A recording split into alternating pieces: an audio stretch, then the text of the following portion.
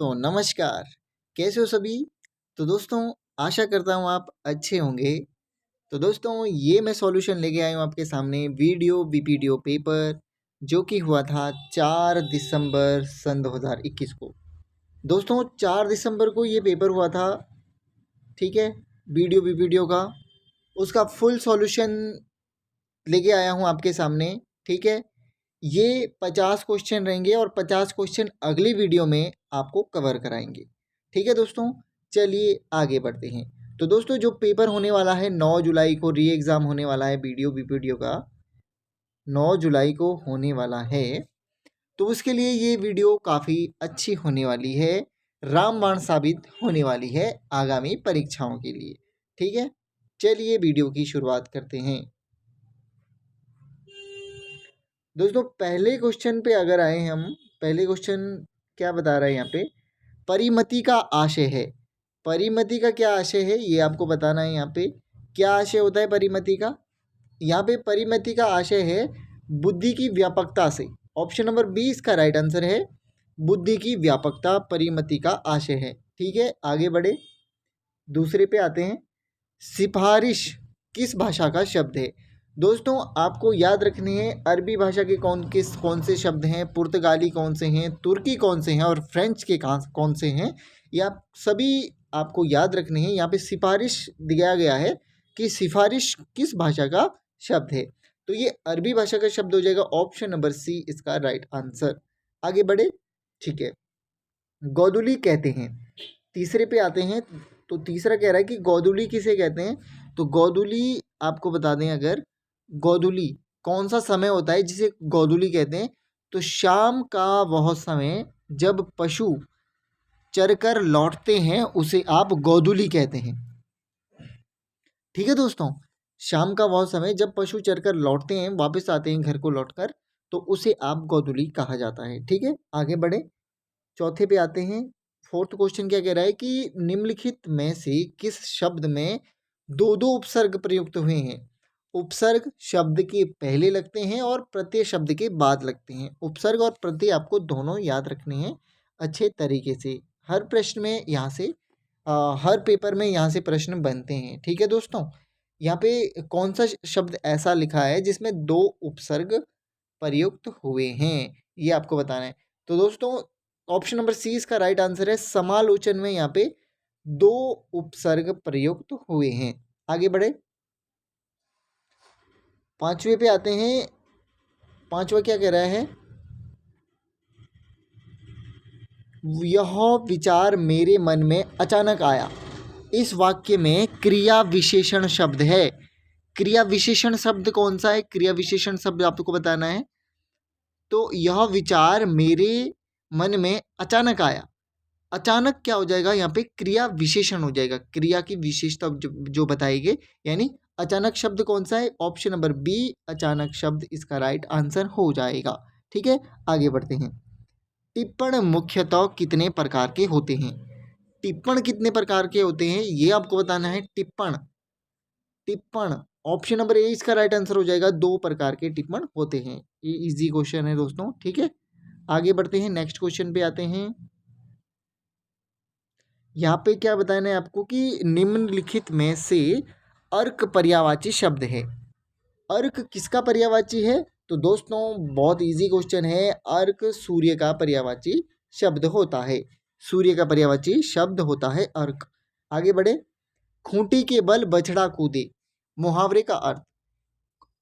8 पे आपको क्या बताना है कि खूंटी के बल बछड़ा कूदे, मुहावरे का क्या अर्थ है? तो इसका राइट आंसर क्या हो जाएगा? दूसरे के बल पर कार्य करना। ऑप्शन नंबर सी इसका राइट आंसर है कि दूसरे के बल पर कार्य करने वाला, उसे उसे क्या कहोगे आप मुहावरे के रूप में कि खूंटी के बल बछड़ा कूदे, मतलब दूसरे दूसरे के बल पर कार्य हो रहा है ना ये, ठीक है। आगे बढ़े, नेक्स्ट। यह आदमी विश्वासी है, वाक्य में यह शब्द है, ठीक है। यह आदमी विश्वासी है, वाक्य में शब्द है। यह शब्द कौन सा है ये आपको बताना है, ठीक है। यह शब्द है सार्वनामिक विशेषण, सार्वनामिक विशेषण है यह शब्द, ठीक है। आगे बढ़ते हैं, नेक्स्ट क्वेश्चन पे आते हैं। महोदार्य में संधि कौन सी है? महोदार्य में आपको बताना है कि कौन सी संधि है। ठीक है, महोदार्य आपको लग रहा है कि वृद्धि हो रही है। ठीक है, महा प्लस औदार्य, ठीक है, वृद्धि संधि हो रही है यहाँ पे। ठीक है दोस्तों, ऑप्शन नंबर ए इसका राइट आंसर हो जाएगा, वृद्धि संधि। आगे बढ़ते हैं। निम्नलिखित में से कौन सा शब्द भाववाचक प्रत्यय का उदाहरण है? भाववाचक प्रत्यय का उदाहरण कौन सा शब्द है जिसमें भाववाचक प्रत्यय है, ये आपको बताना है। ठीक है, तो क्या होगा? तो गर्मी यहाँ पे ऑप्शन नंबर डी भाववाचक प्रत्यय का उदाहरण है। ठीक है, गर्मी यहाँ पे भाववाचक प्रत्यय का उदाहरण है। आगे बढ़े नेक्स्ट क्वेश्चन पे। निम्न में से शुद्ध शब्द है। शुद्ध शब्द कैसे लिखेंगे आप? श्रृंगार को, श्रृंगार कैसे लिखा जाता है शुद्ध शब्द के रूप में, ये आपको बताना है। ठीक है, श्रृंगार क्या इस तरह से लिखते हैं? नहीं, श्रृंगार इस तरह से भी नहीं लिखते हैं। श्रृंगार लिखा जाता है इस तरह से। ठीक है, श्रृंगार ऐसे लिखा जाता है। ठीक है, आपको ध्यान रखना है, आगामी परीक्षाओं में काफ़ी पूछे जाएंगे इस तरह से सवाल। पहले भी पूछे जा चुके हैं, तो आने वाले एग्जाम के लिए भी काफ़ी महत्वपूर्ण होंगे दोस्तों। ठीक है, तो ऑप्शन नंबर सी इसका राइट आंसर क्या होगा? ऑप्शन नंबर सी, श्रृंगार किस तरह लिखा जाता है, ऑप्शन नंबर सी इसका राइट आंसर हो जाएगा। ठीक है दोस्तों, चलिए आगे बढ़े। क्वेश्चन नंबर 13 है कि हिंदी वर्णमाला के व्यंजन वर्णों में अल्प प्राण वर्ण है। अल्प प्राण वर्ण कौन कौन से हैं हिंदी वर्णमाला के व्यंजनों में, ये आपको बताना है। तो अल्प प्राण क्या होते हैं कि प्रथम, तृतीय और पंचम। ठीक है, महाप्राण तो दूसरा चौथा हो जाएगा। ठीक है, महाप्राण दूसरा चौथा होता है, तो पहला, ठीक है, वर्णमाला का जो है पहला और तीसरा और पांचवा जो अक्षर होते हैं ना, वो क्या होते हैं? अल्प प्राण होते हैं। आगे बढ़ते हैं। वह वाक्य जिसमें एक मुख्य या स्वतंत्र उपवाक्य और एक या अधिक गौण या आश्रित उपवाक्य होते हैं, क्या कहलाते हैं? वो वाक्य क्या कहलाते हैं दोस्तों?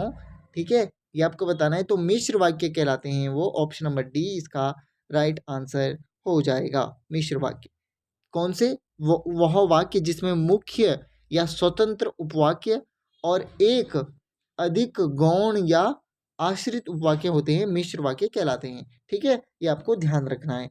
कभी आपको इस तरह से परिभाषा भी बता दी जाती है, तो आपको बताना है कि ये परिभाषा किस चीज़ की है। ठीक है, मिश्र की है या सरल वाक्य की है या संयुक्त वाक्य की है, आपको ध्यान रखना है। ठीक है, विसर्ग का प्रयोग होता है दोस्तों। विसर्ग का प्रयोग किस में होता है? तो विसर्ग का प्रयोग तत्सम शब्दों में किया जाता है। तत्सम शब्द जो होते हैं, ठीक है, संस्कृत के जो शब्द होते हैं उसमें जो है विसर्ग का प्रयोग किया जाता है। तद्भव जो हिंदी के शब्द होते हैं उसमें नहीं किया जाता है विसर्ग का प्रयोग, और देशज में भी नहीं करोगे और आगत में भी नहीं करोगे। ठीक है, जो संस्कृत के शब्द होते हैं दोस्तों उसमें आप विसर्ग का प्रयोग किया जाता है। यही सच है किसकी कृति है? यही सच है, ये कृति है किसकी? मनु भंडारी की ये कृति है, यही सच है। ठीक है, मनु भंडारी की काफ़ी सारी कविताएं हैं दोस्तों जो आपको ध्यान रखनी होती है। दोस्तों जो ये मनु भंडारी की यही सच है, ये एक मूवी आई थी काफ़ी पहले 90s में, रजनीगंधा नाम से एक मूवी थी, रजनीगंधा, तो उस पे आधारित है ये दोस्तों। ठीक है, यही सच है, रजनीगंधा एक मूवी आई थी, तो उसी पे आधारित ये कृति है किसकी?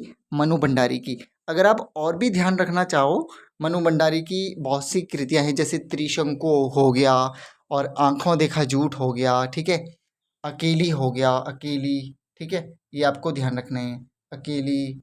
और भी है इनके नाटक हैं, जैसे बिना दीवारों का घर इनका नाटक है। ठीक है, ये आपको ध्यान रखना है। जैसे आपका बंटी हो गया, ठीक है, मैं हार गई, एक प्लेट सैलाब, ठीक है, आंखों देखा झूठ, ये आपको सभी याद रखने हैं। मनु भंडारी की काफ़ी बार पूछी जाती है। त्रिशंकु अभी अभी ये पटवारी का जो एग्ज़ाम हुआ था वहाँ पे, सॉरी पटवारी का नहीं, इससे पहले त्रिशंकु फॉरेस्ट गार्ड का जो एग्ज़ाम हुआ था उसमें ही ये आया था त्रिशंकु। ठीक है, आपको ध्यान रखने हैं। आगे बढ़े दोस्तों, चलिए।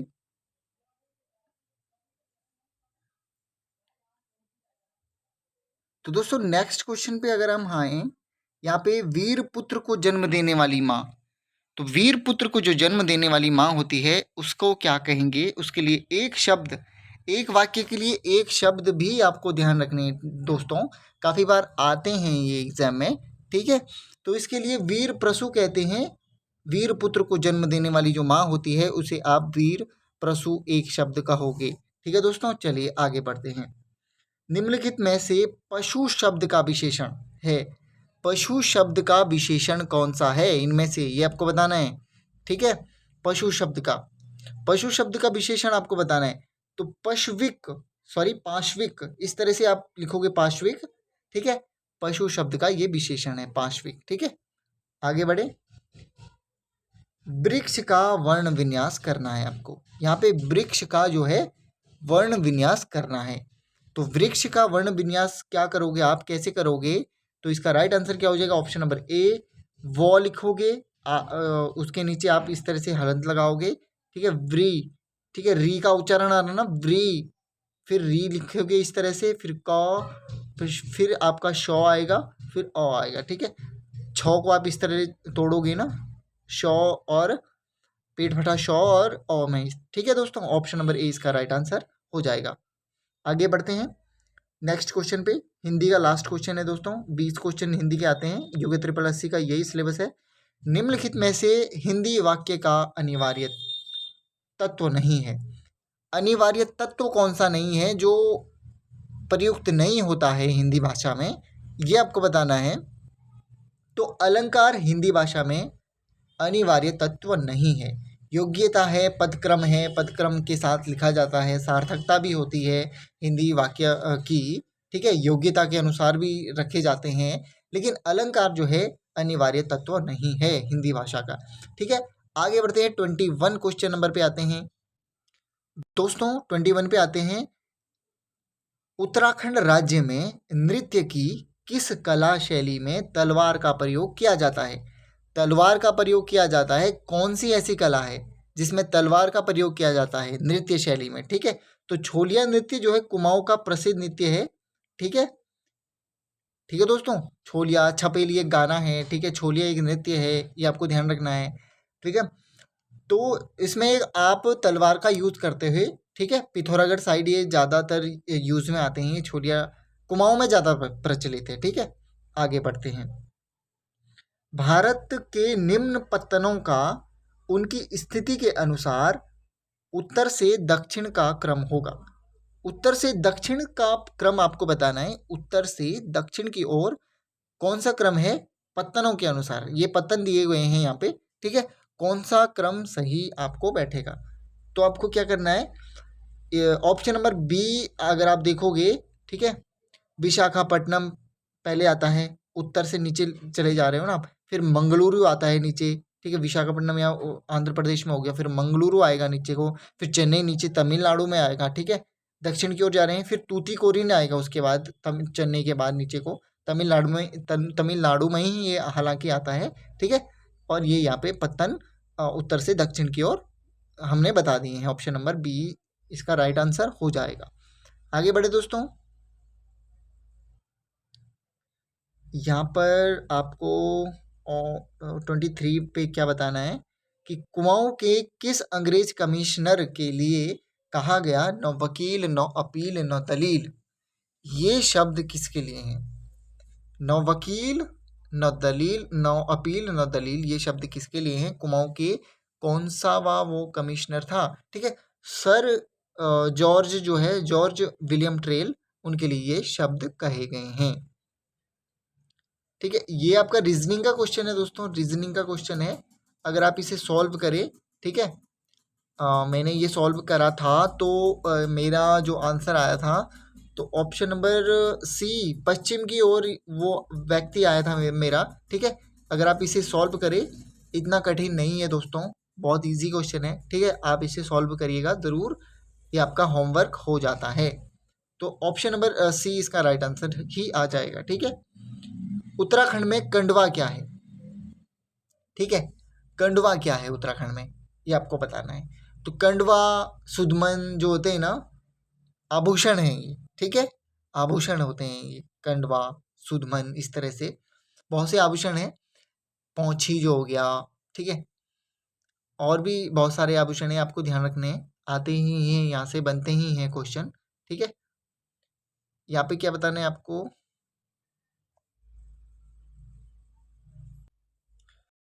सरकार द्वारा 1949 ईस्वी में बनाई गई राष्ट्रीय आय समिति के अध्यक्ष पीसी महालनोबिस थे। इस समिति के अन्य 2 सदस्य कौन कौन से थे? अन्य 2 सदस्य आपको बताना है। जो राष्ट्रीय आय नीति बनाई गई थी ना 1949 में, यहाँ पे महालनोबिस यहाँ पे थे उस समय, उसके अध्यक्ष पीसी महालनोबिस। तो अन्य 2 सदस्य आपको बताना है इसके कौन कौन से थे। तो ऑप्शन नंबर सी क्या होंगे, इसका राइट आंसर हो जाएगा DR गॉडगिल एंड आपका और डॉक्टर VKRB राव, 2 ऐसे सदस्य थे जो यहाँ पे राष्ट्रीय आय समिति के भी ऐसे सदस्य थे जो पीसी महालनोबिस के साथ थे, ठीक है। ये आपको बताना है। यहाँ पे 27 पे क्या बताना है कि कुमाऊं बाबर खेतिहार न्याय निधि की स्थापना कब हुई? कुमाऊं बाबर खेतिहार न्याय निधि की स्थापना कब हुई, ये आपको बताना है। तो 1906 में कुमाऊं बाबर खेतिहार न्याय निधि की स्थापना हुई थी। आगे बढ़ते हैं। विश्व रेडियो दिवस कब मनाया जाता है? तो विश्व रेडियो दिवस, ये आपको ध्यान रखना है, विश्व रेडियो दिवस 13 फरवरी को मनाया जाता है, ठीक है। आगे बढ़ते हैं। उत्तराखंड क्षेत्र से सती प्रथा कब समाप्त की गई? सती प्रथा कब समाप्त हुई थी? 1829 में सती प्रथा समाप्त हुई थी। अब नेक्स्ट क्वेश्चन पे आते हैं। 1927 ईस्वी में कांग्रेस ने यह फैसला लिया कि साइमन कमीशन का बहिष्कार किया जाए। तब उस सत्र के अध्यक्ष कौन थे? उस समय कांग्रेस ने निर्णय लिया कि साइमन कमीशन जो आएगा उसका बहिष्कार करना है। तब उस सत्र के जो अध्यक्ष थे वे कौन थे, ये आपको बताना है। तो डॉक्टर मोहम्मद अली अंसारी उस समय उस सत्र के अध्यक्ष थे, ठीक है। ऑप्शन नंबर ए इसका राइट आंसर है। आगे बढ़े। कैंसर के इलाज के लिए जो टैक्सोल नामक रसायन उत्तराखंड के किस औषधीय पौधे से प्राप्त होता है? टैक्सोल एक रसायन है, कैंसर के इलाज के लिए प्रयुक्त होता है, ठीक है। तो वो कौन सा पौधा ऐसा है जो उत्तराखंड में पाया जाता है, जहाँ से टैक्सोल लिया जाता है, ठीक है। ये आपको बताना है कौन सा पौधा है। तो धुनेर नामक एक पौधा है, धुनेर नामक एक प्रजाति है पौधे की, तो उससे मिला है, ठीक है। तो इसका right answer option number D है दोस्तों, ठीक है, धुनेर। आगे बढ़े, ठीक है, चलिए नेक्स्ट। ये भी दोस्तों रीजनिंग का सवाल है, ठीक है, ये भी आपको ध्यान रखना है। तो दोस्तों यहाँ पे ये भी आपको सॉल्व करना है कि किस तरह सॉल्व होगा, ठीक है। मेरे द्वारा जो ये सॉल्व किया गया था, तो बी बड़ा है डी से, ठीक है, बी जो है डी से बड़ा है, ये राइट आंसर हो जाएगा इसका डी। आगे बढ़ते हैं। महाभारत में उत्तराखंड का वर्णन किस रूप में हुआ है? तो महाभारत में उत्तराखंड का वर्णन किस रूप में हुआ है, ये आपको बताना है। तो 33 का इसका राइट आंसर क्या हो जाएगा? 33 का उत्तर कुरु। उत्तर कुरु कहा गया है महाभारत में, किसे? उत्तराखंड को। आगे बढ़ते हैं, नेक्स्ट क्वेश्चन पे आते हैं। प्रथम गुट निरपेक्ष सम्मेलन कब हुआ? प्रथम गुट निरपेक्ष सम्मेलन कब हुआ, ये आपको बताना है। 34 इसका राइट आंसर हो जाएगा ऑप्शन नंबर ए, 1961 में प्रथम गुट निरपेक्ष सम्मेलन हुआ था। आगे बढ़ते हैं। निम्नलिखित में से कौन सा नाटक राजा रुद्रचंद द्वारा रचित है? ठीक है, कौन सा नाटक है जो राजा रुद्रचंद ने रचा था? तो 35 का जो आंसर हो जाएगा दोस्तों ऑप्शन नंबर बी, उषा रागोदया। ठीक है, उषा रागोदया, ठीक है, इसका राइट आंसर हो जाएगा, जो कि राजा रुद्रचंद ने रचा था। एक विधेयक वित्त विधेयक है या नहीं, इसका निर्णय भारत में कौन करता है? एक विधेयक वित्त विधेयक है भी या नहीं है, इसका जो निर्णय करता है वो कौन करता है भारत में? तो 36 का जो आंसर हो जाएगा लोकसभा अध्यक्ष इसका निर्णय करता है कि वह विधेयक वित्त विधेयक है भी है या नहीं है। ठीक है, ये आपको ध्यान रखना है। अंग्रेजों ने कंपेनियन ऑफ इंडिया की उपाधि किसे दी थी? Companion of the India, companion of India की उपाधि अंग्रेजों ने दी थी तो सर कीर्ति शाह को, सर कीर्ति शाह को, कीर्ति शाह को क्या किया था, कंपेनियन ऑफ इंडिया की उपाधि दी थी अंग्रेजों के द्वारा। निम्नलिखित में से कौन अंतिम ऋणदाता के रूप में जाना जाता है, अंतिम ऋणदाता के रूप में कौन जाना जाता है, इनमें से आपको बताना है। तो केंद्रीय बैंक जो है अंतिम ऋणदाता होता है, ठीक है, नाबार्ड नहीं होता है, ग्रामीण बैंक भी नहीं होता है, केंद्रीय जो है वह अंतिम ऋणदाता जो है केंद्रीय बैंक होते हैं, ठीक है। देहरादून से गढ़वाली नामक पत्र प्रकाशित होना प्रारंभ हुआ, गढ़वाली नामक पत्र की बात कर रहे हैं, तो 1905 में प्रकाशित हुआ था, ठीक है। आगे बढ़ते हैं। निम्नलिखित में से प्रश्नवाचक चिन्ह के स्थान पर संख्या होगी, यहाँ पे प्रश्नवाचक चिन्ह के स्थान पर कौन सी संख्या होगी, ये भी दोस्तों रीजनिंग का सवाल है, ठीक है। तो इसका राइट आंसर क्या हो जाएगा दोस्तों, ऑप्शन नंबर डी 342 यहाँ पे आ जाएगा प्रश्नवाचक चिन्ह के स्थान पर।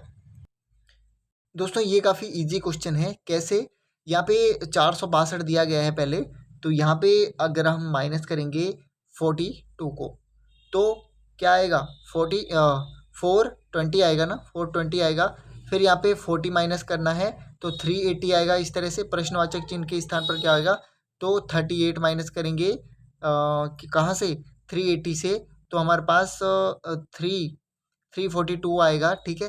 342 में से 36 मतलब धीरे धीरे हम माइनस करते जा रहे हैं, 2 को मतलब घटाते जा रहे हैं, ठीक है। पहले 42 करा, फिर 40 करा, फिर 38 करा, फिर 36 करा, लास्ट में 36 करेंगे 342 में से, तो 306 बचेगा आपके पास, ठीक है। ये आपको ध्यान रखना है। आगे बढ़ते हैं। वारुणी पंचकोशी यात्रा होती है, वारुणी पंचकोशी यात्रा होती है, तो कहाँ से कहाँ तक की होती है वारुणी पंचकोशी यात्रा, तो उत्तरकाशी में होती है ये, ठीक है। वर्णावत पर्वत है ना उत्तरकाशी, उत्तरकाशी कौन से पर्वत पे है, तो वर्णावत पर्वत पे है, तो वरुणी पंचकोशी यात्रा होती है यहाँ से, ठीक है। भारत का राष्ट्रीय मंत्री परिषद की सलाह को एक बार पुनर्विचार के लिए भेज सकता है, भारत का राष्ट्रपति जो है मंत्रिपरिषद की सलाह को एक बार पुनर्विचार के लिए भेज सकता है। पुनर्विचार की यह व्यवस्था की गई थी, तो कौन से उस पे संविधान संशोधन में ये पुनर्विचार की जो है व्यवस्था करी गई थी, ये आपको बताना है। तो 44वें संविधान संशोधन 1978 में जो हुआ था, उसमें पुनर्विचार की यह व्यवस्था करी गई थी, ठीक है। आगे बढ़ते हैं। उत्तराखंड राज्य में संस्कृत शिक्षा के कितने शिक्षकों को गवर्नर्स टीचर्स अवार्ड 2019 से सम्मानित किया गया, ठीक है। ये करंट का क्वेश्चन था, उस समय का 2021 का करंट का क्वेश्चन था, ये आपको ध्यान रखना है, ठीक है। ऑप्शन नंबर डी इसका राइट आंसर था 5। आगे बढ़ते हैं। यहाँ पे भी क्या है, ये रीजनिंग का ही क्वेश्चन है दोस्तों, इसे आप सॉल्व करोगे, ठीक है। काफ़ी इजी है, रीजनिंग बहुत इजी आती है, ठीक है, ठीक है, रीजनिंग बहुत इजी आती है, तो इसका राइट आंसर 0 हो जाएगा, ठीक है, 0 इसका राइट आंसर हो जाएगा अगर आप सॉल्व करोगे। अब 45 पे आते हैं, नेक्स्ट क्वेश्चन पे। निम्नलिखित में से कौन सी एक प्राथमिक चट्टान है, प्राथमिक चट्टान क्या होती है, द्वितीयक चट्टान होती है, ठीक है। प्राथमिक चट्टान कौन सी है ये आपको बताना है, तो आग्नेय चट्टान जो है एक प्राथमिक चट्टान है। आगे बढ़ते हैं। उत्तराखंड में मुख्यमंत्री आंचल अमृत योजना शुरू की जा रही है, आंचल अमृत योजना शुरू की जा रही है, ये आपको बताना है। तो किसके लिए ये शुरू की जा रही है, ठीक है। तो 46 का जो आंसर है, 46 का ऑप्शन नंबर बी, 3 से 6 वर्ष की आयु के बच्चों के लिए दूध उत्पादन कराने के लिए, ठीक है, दूध उपलब्ध कराने के लिए यह योजना शुरू की जा रही है, मुख्यमंत्री आंचल अमृत योजना। आगे बढ़ते हैं, नेक्स्ट क्वेश्चन पे आते हैं।